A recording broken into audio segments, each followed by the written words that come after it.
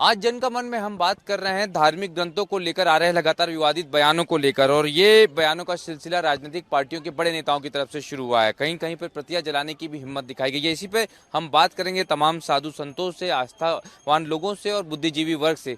सबसे पहले, क्योंकि आप तो नर्मदा परिक्रमा कर रहे हैं, कैसा लगता है जब इस तरह के धार्मिक ग्रंथों को लेकर, रामचरितमानस जैसे ग्रंथ को लेकर जब बयान आते हैं, गलत बयानबाजी होती है, कहीं कहीं पर जलाने की कोशिश होती है? देखिए साहब, मेरा नाम सलील साकल है। मैं खिरकिया से हूँ। मैं भी एक ग्रेडेड आर्टिस्ट हूँ।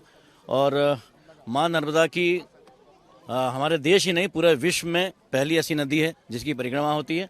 और जिस तरह से एक दो कौड़ी के आदमी रामचरितमानस जैसी महान ग्रंथ को जलाने की धृष्टता करता है क्या, तो ऐसे आदमी को तो इस देश में रहने का कोई अधिकार नहीं है। ये दो कौड़ी के लोग हैं।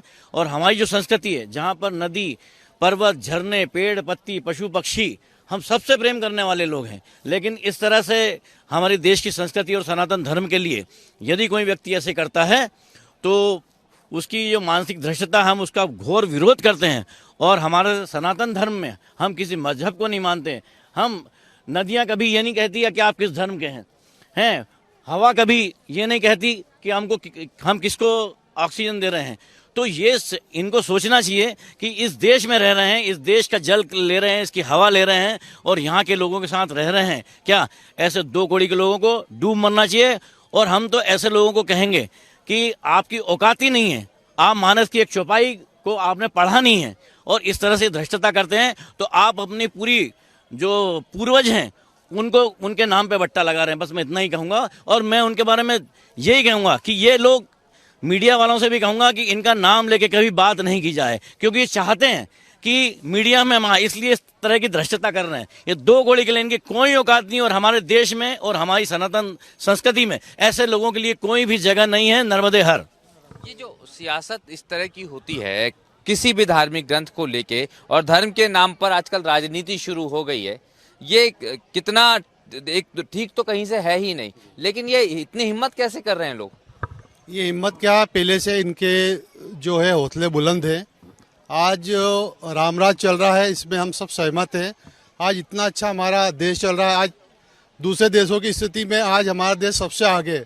उसका श्रेय यहाँ के बड़े बड़े जो पदों पे बैठे हैं उनको जाता है। उस सबसे इनको जो जलन हो रही है, इस कारण ये राजनीतिकरण करते हैं। और ये जो है राम जी और जो भी धार्मिक ग्रंथों को ये बदनाम करते हैं, उसमें कोई सार नहीं, सत्व नहीं। वो तो अपने आप में सत्व है, उसको ये बदनाम करने की इनकी कोई हिम्मत ही नहीं। ना ये कर सकते हैं, सिर्फ बोल सकते हैं, वरना ये पूरा राजनीतिकरण है। इस राजनीतिकरण के कारण ही इनका ये जो आज चल रही है रोजी रोटी, वरना ये जो दूसरे हैं राजनीति वाले लोग, ये जीरो हो गए हैं। ये अपना नाम कमाने के लिए कम से कम विरोध में ही आए, तो विरोध करने में ये आगे तत्पर है। जिन्होंने ये बयान दिया है उनका कहना यह है कि महिलाओं को लेकर मानस में कुछ ऐसी पंक्तियां कही गई है जो महिलाओं का अपमान करती हैं। मानस में ऐसा कुछ लगता है आपको? नहीं, मेरे हिसाब से तो ऐसा कुछ भी नहीं है। और जिन्होंने भी ये गंदी हरकत की है, या उनकी मैं घोर निंदा करती हूँ। और वाकई में वो शर्मनाक है ऐसा करना। और अभी आपने देखा होगा कि गोपालगंज, बिहार के गोपालगंज में जो शिला आई है हमारी नेपाल से, तो उसी के लिए आपने देखा होगा कितनी भीड़ उमड़ पड़ी है सिर्फ शिला के लिए, कि उस शिला से हमारे भगवान राम की मूर्ति की स्थापना होने वाली है, उनका मूर्ति बनने वाली है। तो आज जो भी ये कर रहे हैं, तो उसका कहीं ना कहीं भगवान उनको खुद ही दंड देंगे। भगवान तो दंड देंगे, लेकिन लोगों पे कहीं ना कहीं एक नियंत्रण भी होना चाहिए इस तरह की चीजों को लेकर। विश्व का सबसे बड़ा महान ग्रंथ है श्री रामचरितमानस। जैसे हम सूर्य की ओर मुंह करके यदि थूकेंगे तो सूर्य पे तो जाएगा नहीं, हमारे ऊपर ही। उनकी इस धृष्टता पर हंसी आती है, वो इस लायक नहीं है। और ऐसे लोगों की मैं घोर निंदा करता हूँ। और इनको तो जेल में डालना चाहिए। ये जनता के बीच में जाके जनता की अदालत में कई बार पिट चुके हैं। अब ज़रूरत पड़ी है कि ऐसे लोगों को जेल में जाना चाहिए। और इस तरह की जो धृष्टता करें, हम सबकी भावनाओं से जो खेलें, उनके ऊपर भी एक्शन होना चाहिए। वो कोई भी हो, किसी स्तर के हों। भगवान मर्यादा पुरुषोत्तम भगवान श्री राम जी का चरित्र उसमें दर्शाया गया है। और एक मानस जो कि पूरे ब्रह्मांड में, तीनों लोकों में, विश्व में सबसे बड़ा वो ग्रंथ है हमारा, और हमारे लिए अति पूजनीय है। ऐसे व्यक्ति की हम घोर निंदा करते हैं जिन्होंने भी ये कार्य किया है।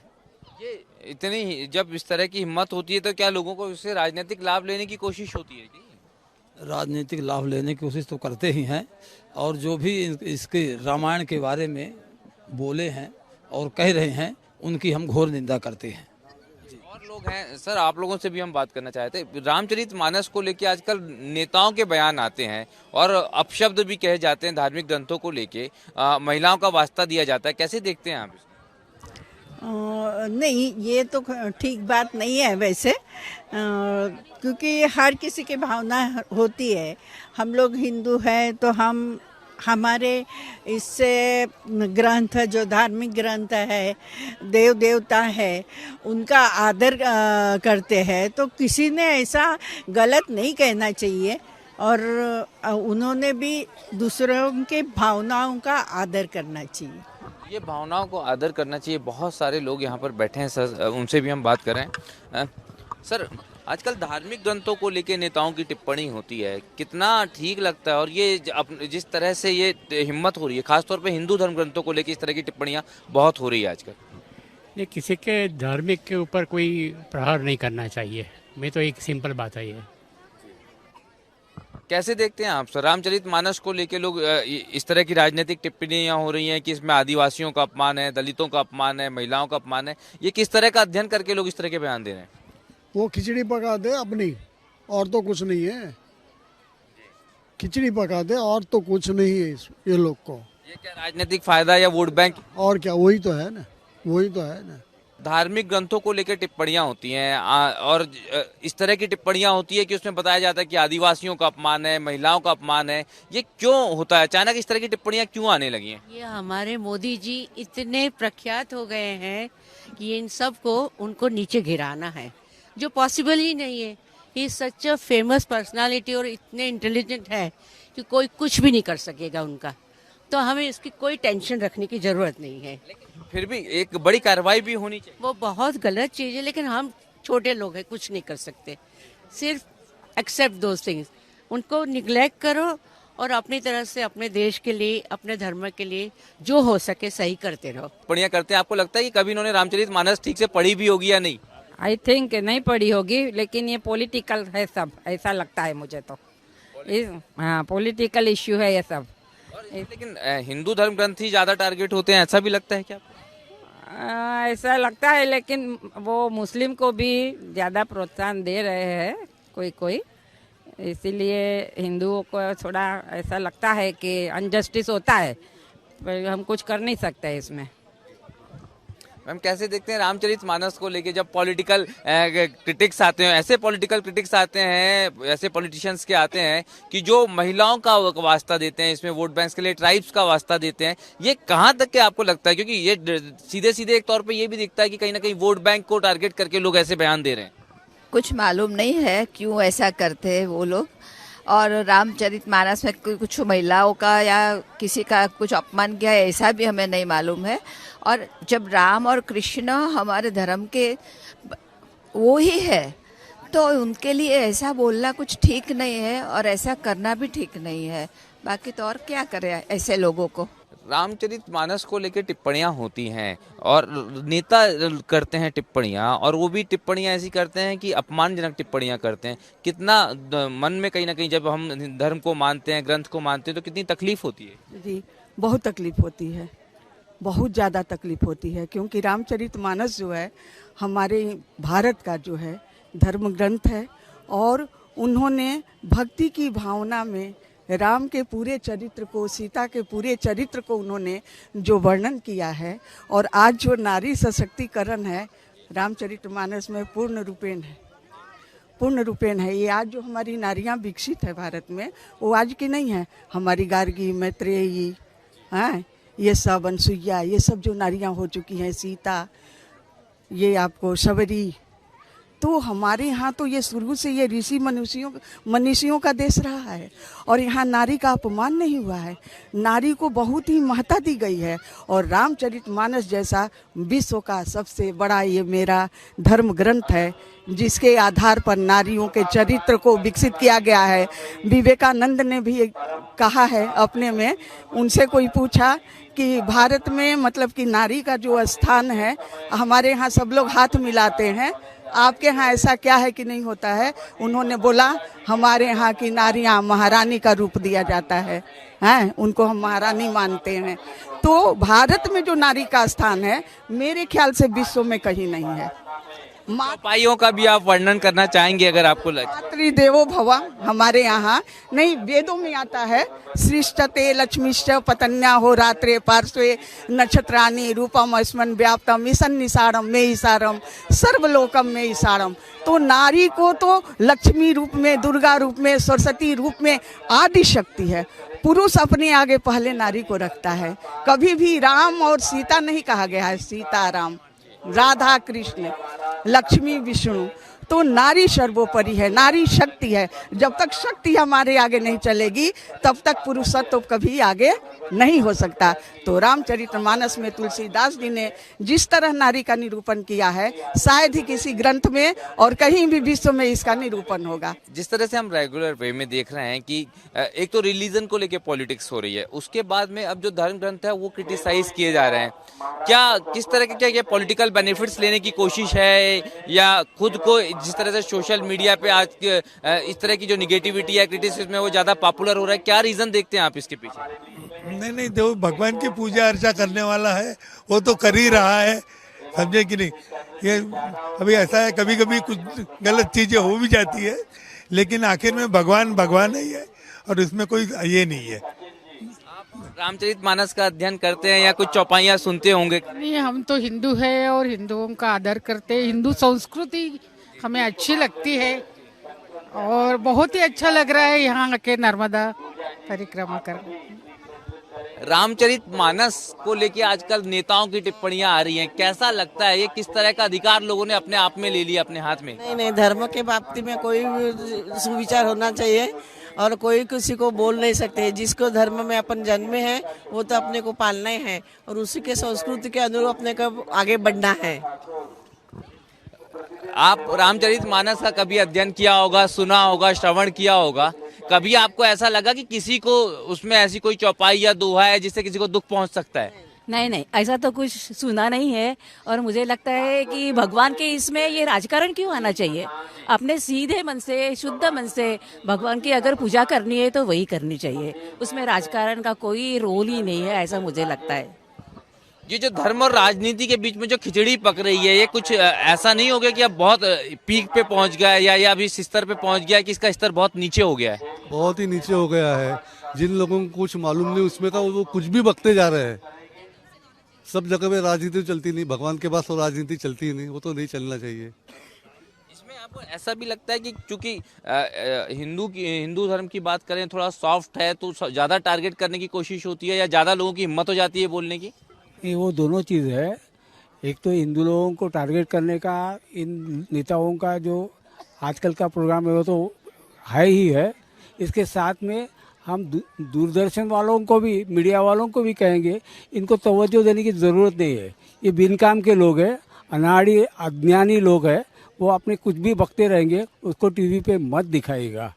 यही है। बहुत अच्छी बात बोली, लेकिन अगर टीवी पे नहीं दिखाते, ये सोशल मीडिया पे भी बहुत देखते हैं। क्या लोगों को इनको वहाँ भी बॉयकॉट करना चाहिए? बिल्कुल करना ही चाहिए, क्योंकि सच में कुछ भी बकते हैं वो सुनना थोड़ी चाहिए हमने, बिल्कुल भी नहीं। करें तो रामचरितमानस को लेके जिस तरह की टिप्पणियां हुई है, तकलीफ हुई है, विरोध हुआ है, लेकिन सवाल ये उठता है बार बार कि लोग ऐसी हिम्मत क्यों करते हैं। लेकिन एक बहुत अच्छी बात इस बीच में ये भी आती है कि इनको बॉयकॉट करना चाहिए, टीवी पे नहीं दिखाया जाए इन लोगों को, इनकी टिप्पणियों को। लेकिन सोशल मीडिया और मोबाइल एक बड़ा माध्यम होता है सर, इस पर भी किसी तरह से इनका बॉयकॉट होना चाहिए, क्योंकि हम लोग कहीं ना कहीं ऐसी चीज़ों को इंटरटेन करते हैं, फोकस करते हैं, या फिर जो है उस पर क्लिक कर देते हैं। बराबर है, सही बात है। और ये गलत दिखाने से आम जनता में भी पता चलता है कि क्या गलत है क्या सही है, समझे ना। तो कभी ऐसा लगता है कि आप दिखाते वो सही भी है। ये जो नई पीढ़ी है इसको क्या संदेश देंगे कि इस तरह की चीजों को बिल्कुल देखे ही ना, तभी क्योंकि लोग कर क्यों रहे? बायकॉट करना चाहिए, इसको बायकॉट करना चाहिए, क्योंकि जो भी चीजें हमारे धर्म के विरुद्ध आती हैं टीवी पर, मीडिया पर, सोशल मीडिया पर, वो पूरे धर्म में जाता है, पूरे विश्व में जाता है। तो हमें जब अपने धर्म को बचाना है, रामचरितमानस जैसे धर्म ग्रंथ को, इस पर जो टिप्पणियाँ आ रही है वो टिप्पणियों को बायकॉट करना चाहिए, बिल्कुल बायकॉट करना चाहिए। कुछ युवा लोग भी हैं, अन्य पीढ़ी के लोग भी हैं, हम उनसे भी बात करने की यहाँ कोशिश कर रहे हैं। सर, आप लोगों को क्या लगता है, रामचरितमानस को लेकर टिप्पणी होती है, धार्मिक ग्रंथों को लेकर टिप्पणी नेता करते हैं, इन नेताओं को ये इस तरह की चीज़ों में इंटरेस्ट क्यों आ रहा है आजकल कुछ ज़्यादा? नेताओं को इन सब चीज़ों से दूर रहना चाहिए। और दूसरी बात यह कि रामचरितमानस का आप लोगों में से किसी ने अध्ययन किया होगा या चौपाइयाँ सुनी होगी, कभी क्या आपको ऐसा महसूस हुआ कि किसी महिला के संदर्भ में रामचरितमानस में कोई तकलीफ दे चीज़ है या ऑब्जेक्टेबल कुछ है? जितना मैंने पढ़ा है और सुना है उतना तो मुझे नहीं लगा ऐसा ऑब्जेक्शनेबल कुछ भी है। ये कहा गया है एक नेता के द्वारा कि महिलाओं का अपमान हुआ रामचरितमानस में, इस तरह की टिप्पणी आप कैसे देखते हैं आप, या कि क्यों की जाती है इस तरह की चीजें? सिर्फ क्योंकि उनको इलेक्शंस आ रहे हैं तो उनको पब्लिक का सपोर्ट चाहिए, सिर्फ इस वजह से। तो कुछ ना कुछ उनको ऐसे कुछ स्पीचेस बोलने हैं, कुछ ऐसे टॉपिक्स पे बोलना है जिससे हम फोकस कर सके अपनी तरफ और वोट गेन कर सके, just for a focus, for vote. क्या अगर आप लोगों से ये कहा जाए कि इन तरह चीज़ों को बॉयकॉट करना है, टीवी से, सोशल मीडिया से, मोबाइल से, तो ये क्या इस तरह की नई शुरुआत होगी? क्योंकि हम देखते हैं फिल्मों के बॉयकॉट की बात ज़रूर होती है, लेकिन इस तरह के बयानों के बॉयकॉट की बात अभी शुरू नहीं हुई। मुझे लगता है ये पर्सन टू पर्सन डिपेंड करता है, हम किसी की भी थिंकिंग को जस्ट लाइक दैट बाइकआउट तो नहीं कर सकते, तो ये पर्सन टू पर्सन उसकी थिंकिंग पर डिपेंड करता है। और अगर एक पर्सन खुद इतना नॉलेजेबल है तो वो डिसाइड कर सकता है कि क्या सही है क्या गलत है, तो ये अपनी मानसिकता है। तो ये अपनी मानसिकता है, लेकिन सबसे बड़ी चीज़ ये है, जैसा हम लगातार बात कर रहे हैं इसको बॉयकॉट को, ट्रेंड को लेके, और जी मेरे को समझ में नहीं आ रहा है, 135 करोड़ हम जनता है, हाँ, ये जनता में अभी किसी ने आवाज़ ही नहीं उठाई। शर्म की बात है हमारे लिए। वो कहते हैं ना, चुल्लू भर पानी में हम लोगों ने हिंदू ने डूब जाना चाहिए। ये लोग सब पॉलिटिकल लोग हैं, ये अपने स्वार्थ के लिए इधर की उंगली उधर घुमा देते हैं। और ये मौर्य वगैरह जो है ना, इनको कुछ भी जानकारी नहीं है। शर्म आनी चाहिए कि इस देश का खाते हैं और तुम ऐसी बातें कर। जरा कोशिश करो, पाकिस्तान में जाके बात करके देखो, चाइना में जाके बात करके देखो, कुत्ता नहीं पूछता है तुमको। तो मैं कहता ऐसे लोगों को जेल में ही डालना चाहिए और नहीं तो चौराहे पे फटके लगाना चाहिए। आप महसूस जरूर करते होंगे कि ये जो इस तरह की हिम्मत है कुछ ज्यादा हिंदू धर्मों के साथ या हिंदू धर्म ग्रंथों को लेकर, ये क्या है, इसको सिर्फ में पॉलिटिकल जो कलर दिया जा रहा है। सबसे बुरी बात यह है, आज थोड़ा बहुत हम लोगों को महसूस होना चाहिए कि अरे हमारे देश में हमसे ही गद्दारी कर रहे हैं लोग। इनको बिल्कुल किसी ने छोड़ना नहीं चाहिए, आम चौराहे पे इसको खड़ा करके मारना ही चाहिए और कुछ नहीं। जो नाराजगी हम देख सकते हैं, यहाँ तमाम लोग मौजूद हैं, हर वर्ग हर पीढ़ी के लोग मौजूद हैं। एक बार फिर दिखाता हूँ यहाँ पर, और हम लगातार लोगों से बात कर रहे हैं। हम लगातार बात कर रहे हैं जन का मन में रामचरितमानस को लेकर जिस तरह के राजनीतिक बयान आए हैं, इस तरह के जो बयान है, टिप्पणी है कि रामचरितमानस में महिलाओं का अपमान, आदिवासियों का अपमान, ये आप लोगों ने तो इसको लेकर विरोध भी दर्ज कराया। जी, हम लोगों ने इसको लेकर अभी 5 दिन पहले विरोध दर्ज कराया था और आधारताल चौराहे पे हम लोगों ने पुतला फूका था इसका, केशव प्रसाद मौर्य का, स्वामी प्रसाद मौर्य का हम लोगों ने पुतला फूका था।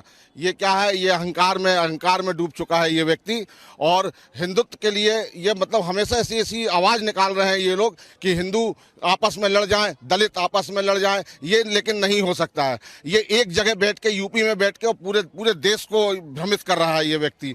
हम लोग ये चाह रहे हैं कि इसको जेल होना चाहिए, इसको तो जेल होना चाहिए, इसको तो भरे चौराहे पे लाके इसको पीटना चाहिए। हमारा रामचरितमानस, हम हिंदू, हमारे हिंदू सनातन जितने भी हैं, हम लोग अपने घर में रामायण को देख कर, रामायण को पढ़ के इतने बड़े हुए हैं, और हमारे रामायण को, रामचरितमानस को अगर इस तरीके से ये व्यक्ति अपमानित करेगा तो हम लोग सहन नहीं करेंगे, कोई भी हिंदू सहन नहीं करेगा। राष्ट्रीय हिंदू संगठन। इसमें एक और चीज बताइए कि ये जिस तरह की चीजें हो रही है, लेकिन इसको दिखाया भी बहुत जा रहा है, तो इसको एक युवाओं को भी तो एक मैसेज देने की जरूरत है। सिर्फ विरोध करने से क्या होता है? युवा जो हैं, ये तमाम लोग हैं, जब इतनी हिम्मत होती कैसे इन लोगों की बोलने की, नेताओं की? सब जगह राजनीति हो रही है सिर्फ। जरूर, ये तो राजनीति का ही एक परिणाम है जो उन्होंने इस पवित्र ग्रंथ को जलाया, फाड़ा, जो भी किया है, लेकिन ये शुद्ध राजनीति है। महज चंद वोटों की खातिर, किसी खास वर्ग को खुश करने के लिए इन्होंने ये राजनीति के तौर पर इस तरह का कुकृत्य किया है और राष्ट्रीय हिंदू संगठन हर स्तर पर इसका विरोध करता है और करता रहेगा। इसमें ये भी कहा गया और बयान जब आया उसमें कहा गया कि महिलाओं का बड़ा अपमान है, रामचरितमानस में कुछ चौपाइयां दोहा ऐसे हैं। जी हाँ, वो बार बार कहते हैं ढोल गवार शूद्र पशु नारी, जबकि इसको पूरा वाक्य है, इस वाक्य को बदला गया है जानबूझकर, हमारे ग्रंथों को पॉल्यूट किया गया है ताकि हम लोगों में आपस में वैर पैदा हो। हम जो निचली जाति है और हम बटे रहे आपस में, वो यही चाहते हैं, राजनीति लोग यही चाहते हैं, जो कि हम बिल्कुल नहीं होने देंगे और अपने ग्रंथों का अपमान बिल्कुल बर्दाश्त नहीं करेंगे। रामचरितमानस हमारा बहुत पवित्र ग्रंथ है जिसकी हम पूजा करते हैं। जब जिस तरह से इन ग्रंथों को लेकर टिप्पणियां होती हैं, तो क्या आपको ये लगता है कि ये युवा वर्ग इन लोगों की बातों में आ सकता है, या आज की तारीख में रामचरितमानस का उस तरीके से अध्ययन हो पा रहा है कि लोग समझ पाए कि वास्तव में रामचरितमानस क्या है, या इस तरह के बयान ज्यादा प्रभावी हो जाते हैं? हमारा यही कहना है कि काफ़ी लोग सब अलग अलग डिस्क्रिप्शन दे रहे हैं कि अलग अलग तरीके से समझा रहे हैं, परंतु क्या समझाने की एक शैली होती है, बच्चों को बच्चों के हिसाब से भी समझाने, जैसे संत महंत आज कर रहे हैं, जो पहले करना चाहिए तो वो अब स्टार्ट हो चुका है, तो उसी तरह से क्या ना सभी को समझाना पड़ेगा। और पहले तो हमारे घर से ही शुरुआत होगी, हम पहले बच्चों को अपने खुद समझाएं, उसके बाद हम समाज में समझा सकते हैं। तो ये आपका खुद दायित्व बनता है कि आप स्वयं पहले इस चीज़ को करें, देन उसके बाद आप किसी को बोलने का अधिकार रखते हैं। रामचरितमानस में कई सारी ऐसी उल्लेखनीय बातें हैं जो कहीं ना कहीं महिलाओं का, नारी का, आदिवासियों का महत्व बताती है। सबरी का जो है कि पूरा हम देखते हैं एक महत्व बताया गया है, नारी का महत्व बताया गया है, यहाँ तक कि राम के आगे सीता को लगाया जाता है। उसके बाद जब इस तरह की टिप्पणी होती है तो कहीं ना कहीं ऐसा नहीं लगता कि रामचरितमानस को बेहतर तरीके से व्याख्या करके, सिर्फ आयोजन करके नहीं, घर घर तक के पहुँचाने के लिए अलग एफर्ट्स की जरूरत है? एफर्ट सिर्फ इतना करना है कि हम अपने घर में रामचरितमानस रखें और स्वयं पढ़ें, ताकि हमारी जो पीढ़ियां, हमारे घर के जो लोग उसको समझें, उन्हें हम समझाएं, सबसे पहली बात है। और दूसरी, ऐसी शक्तियां जो कि नारियों का अपमान करने पर तुली हुई हैं, चाह रही कि हम आपस में लड़े कटे मरें, वो हमें नहीं होने देना है। बस हमारा मेन उद्देश्य होना चाहिए कि हमें आपस में नहीं लड़ना है, इनको हमें सबक सिखाना है। ये इतनी हिम्मत कैसे कर लेते हो, कैसे जाते? अब भाई साहब, कुल मिला के ये हिंदुओं को टोटल आपस में लड़वाना चाह रहे हैं। कुछ जो राजनेता हैं वो लोग सिर्फ वोट के खातिर ही ये सब हरकतें कर रहे हैं। अब देखिए, अब अपना राम मंदिर भी बन रहा है, 500 साल से राम मंदिर को अटका के रखा हुआ था इन लोगों ने, लेकिन मोदी सरकार आने से बकायदा नियम से, ऐसा नहीं कि बल से हमने छीना वो जगह, बाबरी मस्जिद की जगह छीनी, नहीं, बकायदा इंतजार किया, 500 साल इंतजार किया हम लोग ने। सुप्रीम कोर्ट ने जब ऑर्डर दिया तब उसके बाद जाके राम मंदिर बन रहा है। तो ये लोगों को बिल्कुल आंखों फूटा नहीं सुहा रहा है कि कैसे राम मंदिर बन रहा है, कैसे हिंदुत्व जाग रहा है। ये लोग, कई बार तो ये भी कहा जाता है कि भाजपा भी ऐसे बयान दिलवाती है ताकि भाजपा को ज्यादा महत्व। ये गलत है। भाजपा पूरा समर्थन करती है सनातन धर्म को, क्योंकि एक भाजपा ही ऐसी है सरकार जिसमें सनातन धर्म के लिए आज तक प्रयास किए जा रहे हैं। हमारे मंदिरों को भव्य बनाया जा रहा है, ये विधर्मियों को देखा नहीं जा रहा। विधर्मी आपसी फूट डाल के अपनी हाइट क्रिएट करने के लिए हमारे धार्मिक ग्रंथों का आज सहारा ले रहे हैं, लेकिन अभी तक जो उन्होंने किया। लेकिन राष्ट्रीय हिंदू संगठन इकाई से हम महिला प्रकोष्ठ प्लस हमारे युवा वर्ग के सभी सक्रिय भाई हम आवाज उठाएंगे, और इसके लिए यदि हमको धरातल पर आना पड़ा और आंदोलन करना पड़ा तो हम आंदोलन भी करेंगे। और यदि मौका पड़ा तो अभी तक हमारी बहन बेटियों के टुकड़े किए गए थे, आज मैं संकल्प लेती हूँ नर्मदा तट के किनारे कि यदि ऐसी पोजीशन बनती है तो हम स्वयं संहार करने के लिए उतारू होंगे। जितनी सौम्यता, जितनी सहजता से हिंदू सहन कर लेते हैं, क्या इसका फायदा उठाया जाता है? जी हाँ, बिल्कुल फ़ायदा उठाया जाता है। जैसा कि आप देखते हैं कि मुस्लिम कैसे हैं, क्यों वहाँ किसी एक को तकलीफ है तो 100 मुस्लिम आ जाएंगे। ये चीज़ हमारे हिंदुओं में क्यों नहीं है? हम ये चाहते हैं नहीं, यदि कोई एक पर्सन तकलीफ में तो आप 100 क्यों नहीं हाथ बढ़ा सकते?